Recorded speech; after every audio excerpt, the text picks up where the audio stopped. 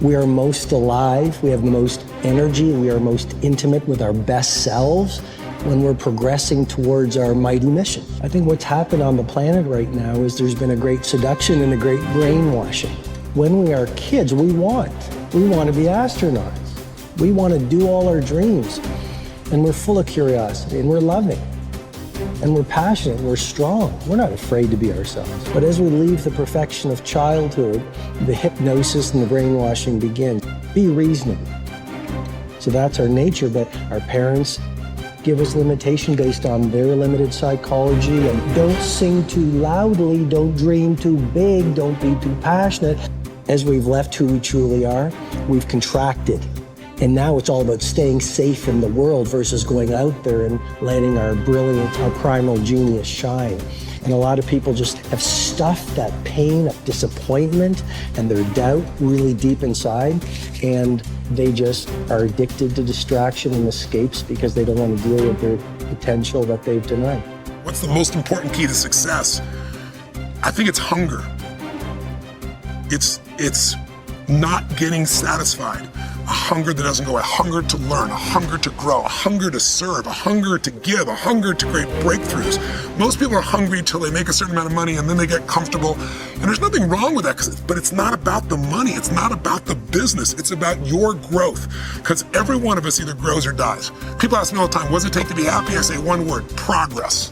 Progress equals happiness, because achieving a goal feels good for how long? A week, a month, 3 months, and then there needs to be something else. And the reason for something else is because you gotta grow. I want to find more. All I can.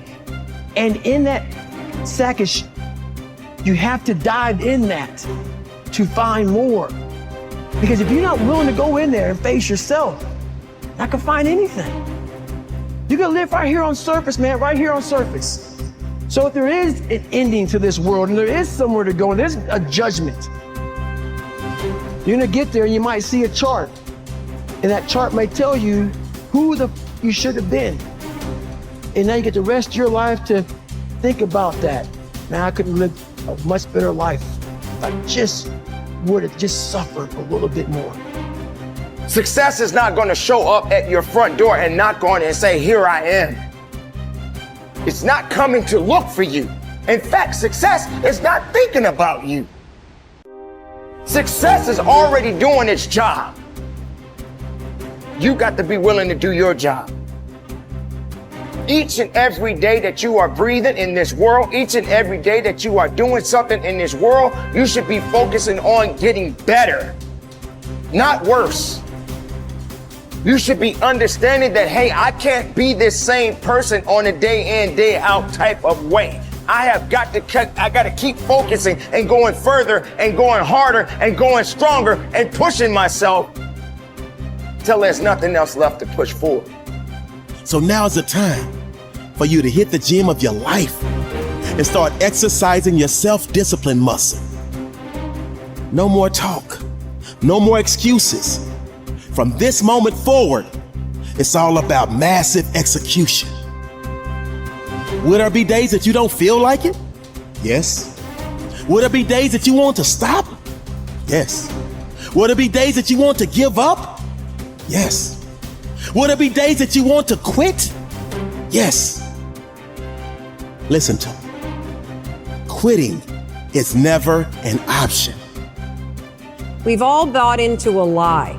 We've bought into a lie that confidence is belief in self. And so when you're in a situation which is normal, where you don't believe in yourself, you're like, oh my God, I have no confidence. The truth is, and I want you to walk out of here with a new definition of confidence. Confidence is the willingness to try. Because when you try and you take action, what happens, and what's happened for France, is that when she sees herself taking action, what happens is she sees herself being the kind of person that takes action. So she has evidence that she can rely on herself. And that action is what builds confidence. It doesn't start with belief. The real way for most of us is not to wait to believe, but to push ourselves to act. And through the action, you will build the belief. We're built to walk uphill. And when you reach the pinnacle of the hill, you want to stop and appreciate the vision, but the next thing you want is a higher hill in the distance, because it's the uphill climb that it's from the uphill climb that we derive our value, and I mean this technically. So almost all the positive emotion we feel, especially the emotion that fills us with enthusiasm, and that's to be filled with the Spirit of God, by the way, because that's what enthusiasm means. That's experienced in relationship to a goal. And so in some sense, and this is part of the religious enterprise, you want a goal that you can never attain, right? So you can always move closer to the goal that recedes as you move towards it. You think, well, that's frustrating. It's like Sisyphus pushing the rock uphill. But it's not, because as you pursue that goal, you put yourself together and your life does get better and richer and more abundant. And that's why the highest levels of virtue and goal are in some sense transcendent. You want them to be above everything you're doing so you can continually move towards something that's more sublime and better.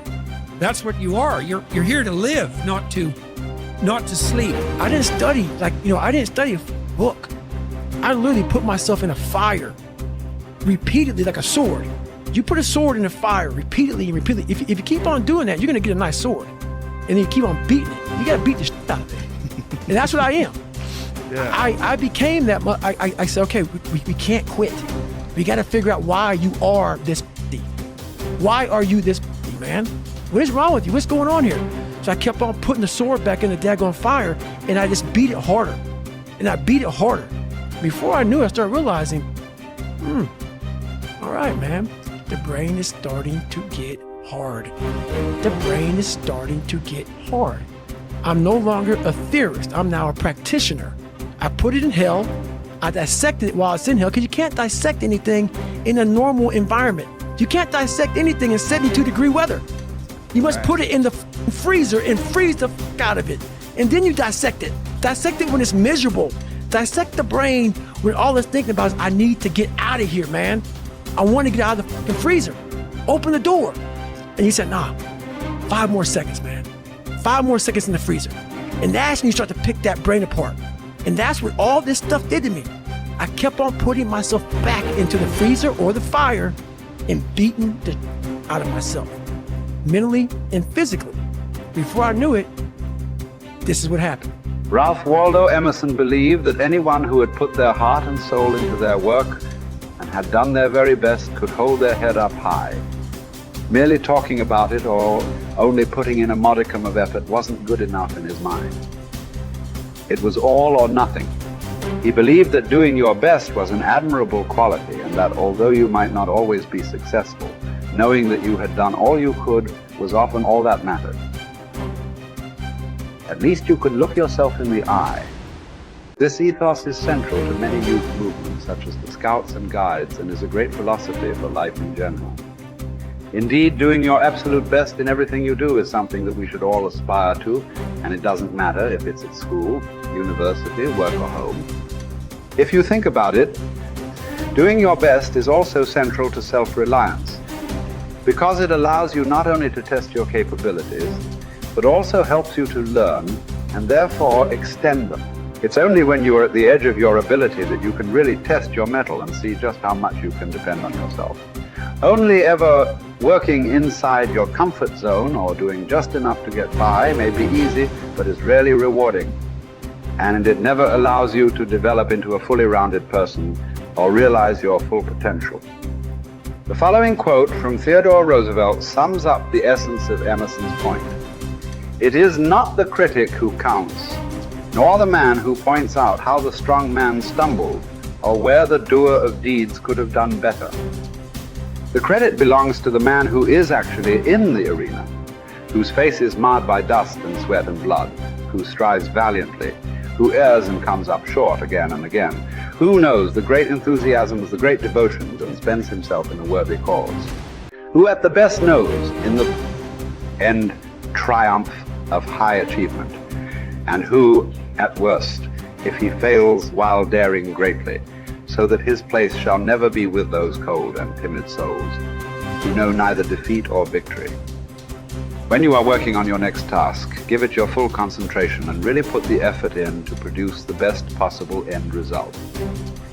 Even if it doesn't lead to glittering success, you should be proud of yourself for doing your very best. No man fails who does his best.